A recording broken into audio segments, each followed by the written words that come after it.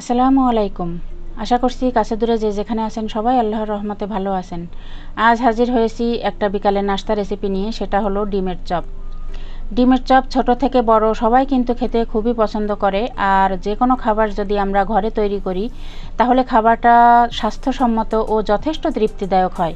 তো ডিমের চপ বানাবার জন্য এখানে আমি 3টা ডিম সিদ্ধ করে নিয়েছি। আর ডিম যেন খুব ভালো মতো সেদ্ধ হয় সেই দিকে কিন্তু খেয়াল রাখতে হবে, নতুবা ডিম কাটার সময় ডিম ভেঙে যায়। তো আমি ডিমগুলোকে এখন ফালি করে নিব। চাইলে আপনারা 2 টুকরোও করতে পারেন, আবার 4 টুকরোও করতে পারেন। তো আমি 4 ফালি করে নিচ্ছি। আর কাটার সময়ও খেয়াল রাখতে হবে যেন কুসুমটা বেরিয়ে না আসে, সাবধানে এটা কাটিং করতে হয়। তো একইভাবে আমি বাকি ডিমগুলোও এখন কেটে নিব। তো ডিমগুলো আমি কেটে নিয়েছি। আর ডিমের চপ বানাবার জন্য যে মেইন উপাদান লাগবে সেটা হলো আলু সেদ্ধ। তো এখানে আমি মাঝারি সাইজের 4টা আলু সেদ্ধ করে একটু হাত দিয়ে মথে নিয়েছি। এখন একে একে আমি এখানে উপকরণগুলো দিয়ে দিব। এখানে আমি দিয়ে দিলাম প্রয়োজন মতো লবণ, দিয়ে দিলাম সামান্য বিট লবণ। এখানে আমি 1 চা চামচ পরিমাণ চিলি ফ্লেক্স দিয়েছি। 1 চা চামচ পরিমাণ দিয়েছি আমি চাট মশলা। 1/2 চা চামচ পরিমাণ এখানে আমি গোলমরিচের গুঁড়ো দিলাম। আর 1 ইঞ্চি আদার টুকরো আমি এখানে একটু গ্রেট করে দিব, পুরোটাই দিব না, আমি 1/2 ইঞ্চি মতো এখানে গ্রেট করে দিব। চাইলে হাত দিয়েও এটা ভালোভাবে কুচি করে দিতে পারবেন। আর আদার টুকরো দিলে মানে আদা কুচি দিলে বেশ খেতে ভালো লাগে চপ। তো আমি এটাও দিলাম। আর ঝালটা যে যার পছন্দ মতো ব্যবহার করবেন। আর এখানে আমি 1/2 চা চামচ পরিমাণ গরম মশলা পাউডার দিয়ে দিলাম। আর প্রয়োজন মতো ধনিয়া পাতা দিয়ে দিলাম। তো এখন এগুলো মেখে নিতে হবে। আর এখানে আমি কাঁচা পেঁয়াজ ব্যবহার করছি না। যদি কাঁচা পেঁয়াজ কুচি এখানে আমি দেই তাহলে চপটা অনেক সময় একটু নরম হয়ে যায়, বানাতে সমস্যা হয়। তো এই জন্য আমি পেঁয়াজটা ভেজে দিলাম 1/2 কাপ পরিমাণে। যদি এখানে আমরা বেরেস্তা ব্যবহার করি তাহলে মানে চপটা বানাতে বেশ সুবিধা হয় বা সহজ হয়। তো এখন সব কিছু আমি ভালো মতো মেখে নিচ্ছি। আর এই আলু মাখানোটা যদি আমরা একটু বেশি স্বাদ করে বানাই তাহলে চপটাও কিন্তু খেতে বেশ মজা হয়। তো আমি সব উপাদান খুব ভালো মতো এখানে মেখে নিলাম।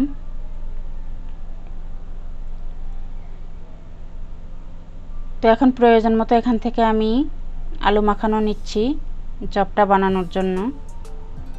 তো কিভাবে বানাচ্ছি দেখুন। এখন একটু গোল করে নিয়ে আমি এই যে হাতের তালুর সাহায্যে এটা চ্যাপটা করে নিচ্ছি। যতটা চ্যাপটা আপনি করতে পারবেন, মানে প্রয়োজন অনুসারে এটা চ্যাপটা করে নিতে হবে, একটু পাতলা করে আর কি।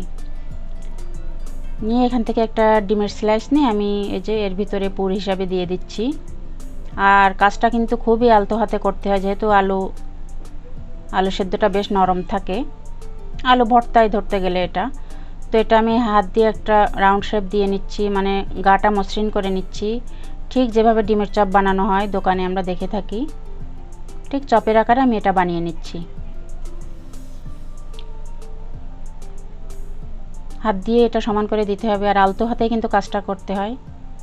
তো এই যে এইভাবে আমি বানিয়ে নিলাম। কঠিন কিছুই না, সব কিছু সহজে বানানো যায়। তো আমি আরও একটা বানিয়ে দেখাচ্ছি। একটু হাতের তালুর সাহায্যে এটা চ্যাপটা করে নিতে হবে, আবার ডিমটা আলু দিয়ে ঢেকে দিতে হবে। আর একটু লম্বাটে আকার করে নিচ্ছি।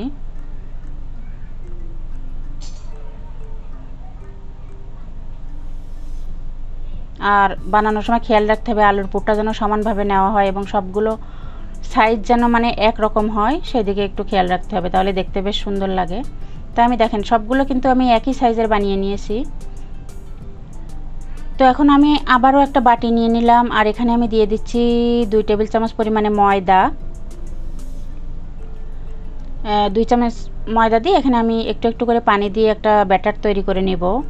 ময়দার একটা পাতলা ব্যাটার তৈরি করতে হবে এখানে।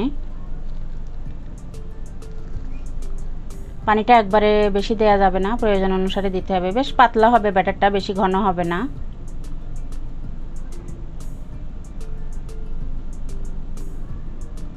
তো এই যে এরকম একটা পাতলা আমি ব্যাটার তৈরি করে নিলাম।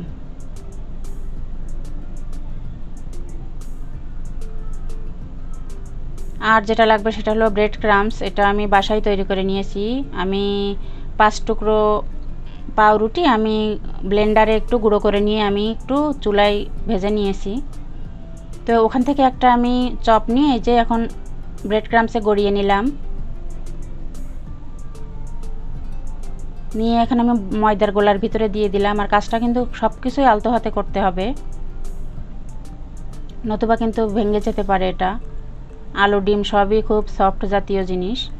তো একটা কাঁটা চামচের সাহায্যে এটা তুলে নিচ্ছি যেন অতিরিক্ত গোলাটা নিচে পড়ে যায়। আমি আর হাতে লাগাচ্ছি না, তাহলে আবার মাখাতে অসুবিধা হয়।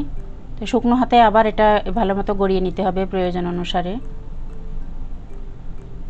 মানে ব্রেড ক্রাম্বসটা ভালো মতো লাগিয়ে নিতে হবে।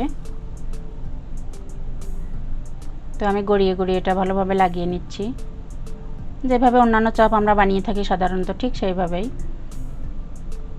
তো এই যে এভাবে আমি সবগুলোই বানিয়ে নিয়েছি।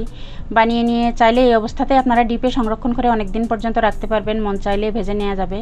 তো আর ভাজার আগে যদি ঘন্টাখানেক ডিপে রেখে দেন সেই ক্ষেত্রে ভাজতে সুবিধা হয়। তো ঘন্টাখানেক আমি ডিপ ফ্রিজে রেখে দিয়েছিলাম। এখন প্রয়োজন মতো তেল গরম করে আমি তেলে ছেড়ে দিচ্ছি। আর ডিপে রেখে যদি আপনারা ভাজেন সেই ক্ষেত্রে ভাঙ্গার কোনো ভয়ই থাকে না, মানে জিনিসটা বেশ গোটা গোটা থাকে, মানে বাইন্ডিংটা খুব ভালো থাকে। তো তেল গরম করে আমি এই যে চপগুলো ছেড়ে দিচ্ছি, আর এই যে একটু তেল উপর দিয়েও আমি দিয়ে দিচ্ছি যেন সমানভাবে এটা ভাজা হয়। তো এক পিঠ ভাজা হলে আমি এখন আবারও উল্টে পাল্টে দিচ্ছি। আর মিডিয়াম টু হাই হিটে এটা ভাজতেছি প্রথমে, পরে আমি জালটা আর একটু কম করে দিব। তো এই পর্যায়ে জালটা আমি মিডিয়াম টু লো হিট করে দিয়েছি। দিয়ে আমি প্রয়োজন অনুসারে একটা মানে ব্রাউন কালার আনবো, একটু ডিপ ব্রাউন করব। সাধারণত ডিমের চপ একটু ডিপ ব্রাউন করে ভাজা হয়। তো সব পিঠ যেন একই রকম কালার আসে, এই জন্য বারবার এখন উল্টে পাল্টে দিতে হবে। এখন আর কোনো ভাঙ্গার ভয় থাকে না। প্রথমে একটু হাই হিটে যদি আপনারা ভেজে নেন তাহলে পরে লো হিটে বেশ আস্তে আস্তে এটা ভাজা যায়। আর আমার ছোট ছোট অভিজ্ঞতা থেকেই কিন্তু আমি এই কথাগুলো বলছি, আর আমার ভিডিওতে সেটা আমি শেয়ার করি। তো এই যে সুন্দর যখন একটা কালার চলে আসবে তখন এগুলো আমি তেল থেকে উঠিয়ে নেব। আর একটু সময় নিয়ে ভাজলে বেশ ভালো হয়। তো যখন এরকম একটা ডিপ ব্রাউন কালার চলে এসেছে এখন আমি এটা তেল থেকে খুব ভালো মতো ছেঁকে তুলে নিচ্ছি। তো এইভাবেই সহজে আমরা কিন্তু ডিমের কাটলেট বাসায় বসেই বানিয়ে নিতে পারি। তো ভিডিওটা আশা করছি সবার কাছেই ভালো লাগবে। যদি ভালো লাগে তাহলে একটা লাইক দিবেন, আর যারা এখনও সাবস্ক্রাইব করেননি সাবস্ক্রাইব করার অনুরোধ রইল। সবাই ভালো থাকবেন, সুস্থ থাকবেন, আমার জন্য দোয়া করবেন। আসসালামু আলাইকুম।